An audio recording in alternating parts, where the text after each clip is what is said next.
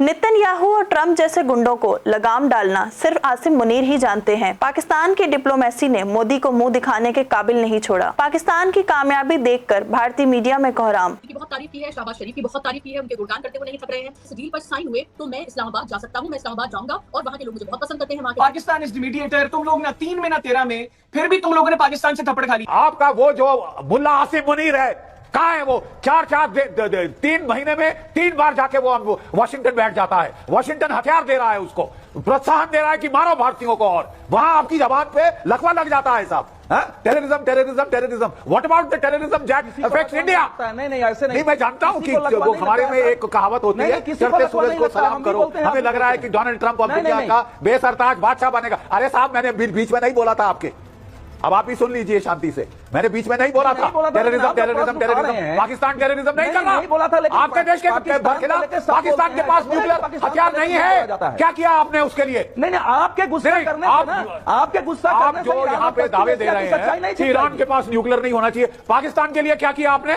पाकिस्तान के न्यूक्लियर हथियारों के लिए क्या किया? हार जाएगा अमेरिका। आपने इतनी आवाज उठाई जो आप डोनाल्ड ट्रंप के महिमा मंडन में कर रहे हैं आज। नहीं आपने जितने दावे किए थे, मैं बहुत आई एम सॉरी टू से, मैं क्षमा करता हूं। इस युद्ध में आपके जितने लड़ाई खत्म होने दीजिए, इस युद्ध की लड़ाई खत्म होने दीजिए, फिर देखेंगे कौन सी। मीडिया तो इतना बेशरम और घटिया हो चुका है कि देश का कथित सबसे बड़ा चैनल आज तक अभी 2 घटनाएं उसने ऐसी की, मतलब तो नाक काट के यहाँ जड़ से पहुंच के उन्होंने हम लोगों का, और अब उनको शर्म भी नहीं आ रही कि उनकी नाक कटी हुई है। अभी वो खलीज टाइम्स से किसने एक्सपोज किया है कि बहरीन की घटना को दुबई की घटना बना के वीडियो चला रहे थे आज तक, और एक दूसरा चैनल भी उसमें शिवशंकर है, सब आ गया है। तो ईरान के साथ दुश्मनी है, एक हफ्ते भर में ईरान से हमारी दुश्मनी हो गई, कुछ ऐसा माहौल है। सारा देश का ये राइट विंग और ये मीडिया और चैनल ईरान के दुश्मन हो गए। अरे ईरान से हमसे झगड़ा नहीं हो रहा भाई, ईरान पर अमेरिका और इजराइल ने हमला किया है, हमसे कौन सा झगड़ा हो गया? एकाएक भारत में पूरा वातावरण ईरान से झगड़ा कर रहा है, उसको गलत ठहराने पे लगा है, उससे अपने रिश्तों की पुरानी कथाओं में से कुछ ऐसे प्रसंग निकाल के जिनसे कुछ कड़वाहट पैदा हो वो सब बताने में लगा हुआ है। तो क्या 2003 में आपने अपने गणतंत्र दिवस परेड में ईरान के राष्ट्राध्यक्ष को मुख्य अतिथि बनाया था? क्यों भाई? क्यों अटल बिहारी वाजपेयी जी ने वो भाषण दिया था? क्यों 2016 में मोदी जी वहां गए थे? ये सब क्यों? उनके राष्ट्रपति की मृत्यु पर पिछले साल आपने एक दिन का राष्ट्रीय शोक रखा था। एकाएक आप सिर्फ इजराइल गए और आपने दिल बदल लिया। ऐसे किसी देश की नीतियां ऐसे बनती हैं, वो भी भारत जैसे महादेश की। कोई सार्वभौम होने का मतलब होता है खुद मुख्तारी कुछ होती है, स्वाभिमान कोई चीज है दुनिया में। तो क्या है ये सब? लेकिन ये सारे जो सभ्य शब्द हैं, ये कुतर्कों ने इनको बहा दिया है नाली में। दोष गिनाने का ईरान से हमारे पास एक लाइन लगी हुई, और ये एंकरा जो है कह रही है कि वहां ईरान में कितने 60 या 70 लोगों को बंधक बना लिया गया। एक पुरानी घटना थी 79 की, जब अमेरिका का एक वो आया था, अमेरिका उसमें अपने लोगों को छुड़ाने जाना चाह रहा था, उसके एम्बेसी के लोगों को बंद कराया था। ये बहुत पुरानी घटना है, लेकिन वो उसको अभी की घटना बता के और ईरान को आतंकी कह रही है। ये क्या है भाई? मतलब और सबसे बड़ी बात है कि और फिर उसमें खैर जो जिनसे वो कह रही थी, उसमें जो कार्यक्रम में दूसरे सज्जन थे, उन्होंने तुरंत करेक्ट करके उनको ध्यान दिलाया कि क्या कह रही हैं आप, वहां तो एम्बेसी ही नहीं है, अमेरिका की एक जमाना हो गया। इस मीडिया को और इस काम को भारत में जहां पहुंचा दिया गया है वर्तमान राजनीतिक नेतृत्व की कृपा से, और जैसा वो पहुंचना चाह रहे थे पहुंच गए हैं, वो न सिर्फ अक्षम्य है, आपराधिक है, शर्मनाक है, बहुत ही बदसूरत है। हमारे प्रधानमंत्री मोदी की सरकार में हम कहां खड़े हैं, इसका अंदाजा आप खुद लगाइए दोस्तों। वो दाने दाने के लिए मोहताज पाकिस्तान, जिसकी अर्थव्यवस्था दिवालिया होने के कगार पर खड़ी है, उसने अमेरिका और ईरान के बीच सीज फायर करा दिया। ईरान और ट्रंप दोनों की तरफ से इसका क्रेडिट कंगाल पाकिस्तान के प्रधानमंत्री को दिया जा रहा है। एक इंदिरा गांधी थी जिन्होंने पाकिस्तान के 2 टुकड़े कर दिए। एक हमारे डंकापति मोदी जी हैं, जो अक्सर विदेश नीति को मजबूत करने के लिए विदेश यात्रा पर रहते हैं। ट्रंप और नेतन्याहू को अपना परम मित्र बताते हैं, लेकिन परम मित्र ने ही हमारे दुश्मन को आगे करके युद्ध रुकवाया। अगर दोस्ती इतनी गहरी थी तो मोदी जी को बीच में क्यों नहीं लाए? ट्रंप की जीत के लिए भारत में पूजा हो रही थी, मोदी जी वोट मांगने गए थे, लेकिन जीत के बाद ट्रंप मोदी को ही बेइज्जत कर रहे हैं। पहले ऑपरेशन सिंदूर के वक्त सीज फायर कराने का बार बार दावा करते हैं, और अब दुश्मन मुल्क पाकिस्तान को 2 हफ्ते के युद्ध पर विराम लगवाने के लिए क्रेडिट दे रहे हैं। सोमनाथ भारती भाई, हम पाकिस्तान को दलाल के दें, और बहुत सारे लोग यहाँ पर एक राय के हैं कि पाकिस्तान वो एक्टर हो सकता है जो अमेरिका के इशारों पर नाचे, लेकिन हम वो एक्टर नहीं हो सकते। That's very much truthful fact. लेकिन वो जो दौर 80 का और 70 का दौर था भाई, चाइना और अमेरिका की कहीं कोई बातचीत 1949 से नहीं थी। ये रोल प्ले किया पाकिस्तान ने कि चाइना और अमेरिका को नजदीक ला दिया, और इसी का बाकायदा रीपे करते दिख रहे हैं आज तक, पिछले 50 बरस से चाइना भी और अमेरिका भी। This is you may call diplomacy. कि भैया आप कुछ नहीं है, पर चाइना को भी साथ रखा है, अमेरिका को भी साथ रखा है पाकिस्तान ने। गर्मा जी, आपका बहुत धन्यवाद, आखिरकार आपने मुझे वक्त दिया। आप हर समय मुझे आम आदमी होने का एहसास दिलाते हैं। और दूसरी बात दिखाता हूं, ये देखिए जो अपने अजय लोग साहब कह रहे थे, ये देखिए The words of candidate Trump. अब की बार ट्रम्प सरकार। बताइए मुझे, ये था हाउडी मोदी कार्यक्रम था, उसमें कहता कहा, मैं मानता हूं अजय लोग साहब बहुत बहुत पढ़े लिखे व्यक्ति, उनको बहुत तकलीफ हो रही होगी कैसे डिफेंड करें आज की तारीख में, लेकिन ये सत्यता है कि अब की बार ट्रंप सरकार, माननीय मोदी जी ने हाउडी मोदी कार्यक्रम में अमेरिका में जाके कहा था। और इतना कुछ करने के बावजूद ट्रंप ने सिर्फ भारत को जलील किया है, और मोदी जी को खासकर जलील किया है, जब कहते हैं कि भाई I don't want to spoil your career. पर इससे क्या फर्क पड़ता है सोमनाथ भारती, इससे क्या फर्क पड़ता है भाई? पाकिस्तान एक मैसेंजर की भूमिका में है, मैं उस पे आ रहा हूं, चिट्ठियां इधर से उधर, उस पे आ रहा हूं, उस पे आ रहा हूं, आप मुझे वक्त दे दें। देखिए लगातार हम देख पा रहे हैं ट्रंप किस प्रकार से हमारी नीतियों को प्रभावित करता है। भारत चंगा वाला युद्ध कर रहा था पाकिस्तान के साथ, हमारी 26 बहनें विधवा हुई, हम बदला ले रहे थे, अचानक आगे भाई आप सीज फायर कर दो। भाई हम उसके गुलाम हैं क्या? आप जो है रशिया से तेल ना खरीदो, अब आप रशिया से तेल खरीदो। देखिए रशिया जो हमारा सबसे पुराना मित्र हुआ करता था, वहां की मेजोरिटी शेयर होल्डिंग है नायरा पेट्रोल पंप्स की हिंदुस्तान के अंदर, वहां उन्होंने रेट बढ़ा दिया, पेट्रोल में 5 रुपया, डीजल में 3 रुपया। तो रशिया जो हर मुसीबत में खड़ा होता था हमारे साथ, आज उसने हमारा साथ छोड़ दिया है। ये हमारी, ये माननीय मोदी जी की फॉरेन पॉलिसी है, डिप्लोमेसी पॉलिसी है। अब सोचें, एक आतंकी मुल्क का दर्जा पाकिस्तान को दे रखा है, वो पाकिस्तान जो रोटी खाने को तरसता है, जहां सुई तक नहीं बनती, आज अमेरिका बार बार हमें जलील करता है उसको प्रायोरिटी दे करके। आसिम मुनीर को बुला करके उसने जो तवज्जो दी पाकिस्तान को, उससे भारत जलील होता है। तो ये आज से थोड़ी है सर, 1971 की वॉर में खुलकर पाकिस्तान के साथ खड़ा हुआ था अमेरिका जी। लेकिन इंदिरा जी ने क्या कहा था?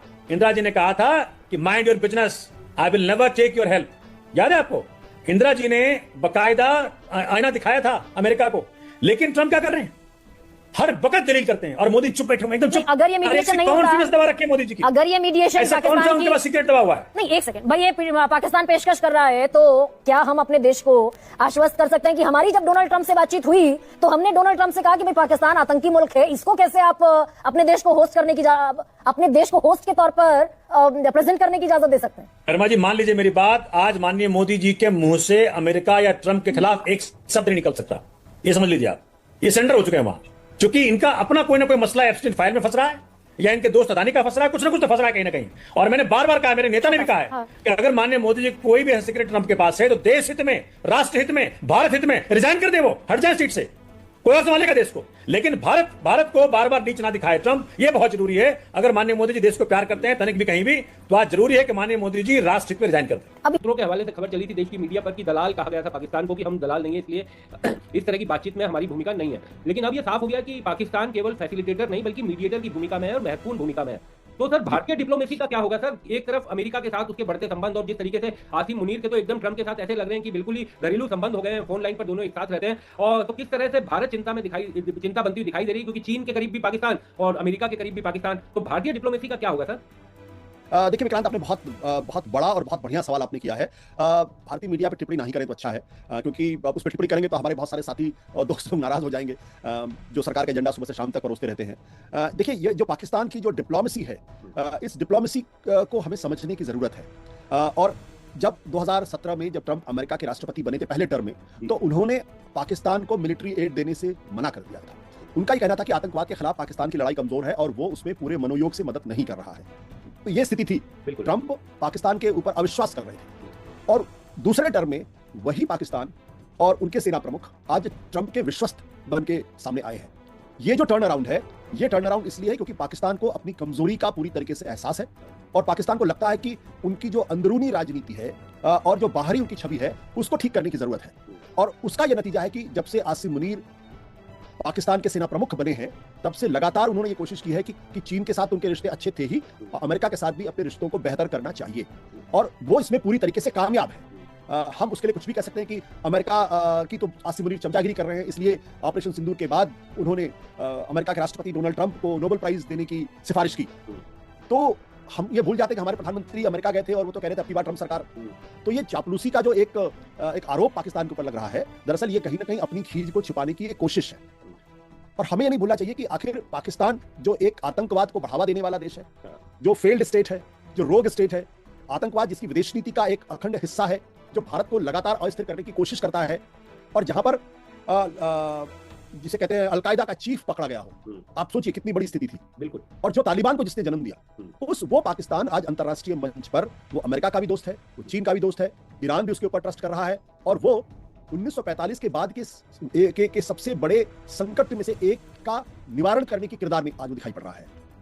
हम इसकी तारीफ करें ना करें, क्योंकि हम भारतीयों की पाकिस्तान को लेके एक अजीब तरीके का पूर्वाग्रह है, और हम उस पूर्वाग्रह से सच्चाई को शायद देखना भी नहीं चाहते, और आज की जो विचारधारा जो देश के ऊपर है वो तो बिल्कुल ही उसको बर्दाश्त नहीं कर पा रही है। तो उनके लिए, उनकी विचारधारा के लिए, भारत की सरकार के लिए, जो मौजूदा सरकार है उसके लिए ये तर्क अच्छा हो सकता है कि पाकिस्तान दलाली कर रहा है। लेकिन अभी कल ही मैंने एक मशहूर पत्रिका पॉलिटिको में, जो ऑनलाइन मैगजीन है, उसमें मैंने एक बहुत बड़ा लेख पाकिस्तान के बारे में पढ़ा, और जो स्पष्ट तौर पे कह रहा है कि पाकिस्तान की स्टैंडिंग ग्लोबल लेवल पे, अंतर्राष्ट्रीय मंचों पर काफी बढ़ी है। और क्यों नहीं बढ़े? अगर वो दुनिया के इतने बड़े संकट से दुनिया को निकालने की कोशिश में जुटा हुआ है, फॉर व्हाटएवर रीजंस, चाहे वो ट्रंप की चमचागिरी की वजह से, चाहे वो चाइना की चमचागिरी की वजह, किसी भी कारण से, बिल्कुल, लेकिन उसके किरदार को तो आज इग्नोर नहीं किया जा सकता। तो दरअसल हमारी जो विदेश नीति है उसका सबसे बड़ा संकट यह है कि इस वक्त हमारे पास कोई पॉलिटिकल फॉरेन मिनिस्टर नहीं है, और एक कामयाब ब्यूरोक्रेट को आपने विदेश मंत्री बना रखा है, जिनकी एकमात्र भूमिका है दुनिया के तमाम देशों में जाकर घूमना और ऐसे ब्रेजन स्टेटमेंट्स देना जो आपकी विदेश नीति का भला नहीं बल्कि नुकसान कर रहे हैं। दूसरा कारण क्या है कि हमारी विदेश नीति जब अपनी डोमेस्टिक पॉलिटिक्स की वजह से आगे बढ़ती है, विचारधारा की वजह से आगे निर्धारित होती है, तब ये दिक्कत पैदा होती है। हम इजराइल के साथ क्यों इतने करीब हो गए? हम अमेरिका के साथ इतने करीब क्यों हो गए? क्योंकि ये जो हिंदुत्व की विचारधारा है, उसको लगता है कि क्रिश्चियन और जुडाइज्म के साथ खड़े होकर इस्लाम के खिलाफ एक नया एक्सिस क्रिएट कर सकते हैं। इसलिए आप पूरी तरीके से इजराइल के साथ गए, अन्यथा कोई कारण नहीं था। ईरान हमारा सदियों का नहीं बल्कि शताब्दियों का दोस्त है, और इजराइल भी हमारा दोस्त है। हमें दोनों के बीच में संतुलन बना के चलना चाहिए था, लेकिन जब विचारधारा से, लेकिन ये अजीब त्रासदी है कि जो भूमिका भारत को निभानी चाहिए वो भूमिका आज पाकिस्तान निभा रहा है, और हम बैठ के देख रहे हैं, और हम ये कह रहे हैं कि वो एक दलाल स्टेट है। हमें सोचना चाहिए था कि हम वो भूमिका क्यों नहीं निभा पाए। और विक्रांत, आप जरा सोचिए कि अगर ईरान और अमेरिका के बीच की शांति वार्ता अगर दिल्ली में हो रही होती तो क्या होता?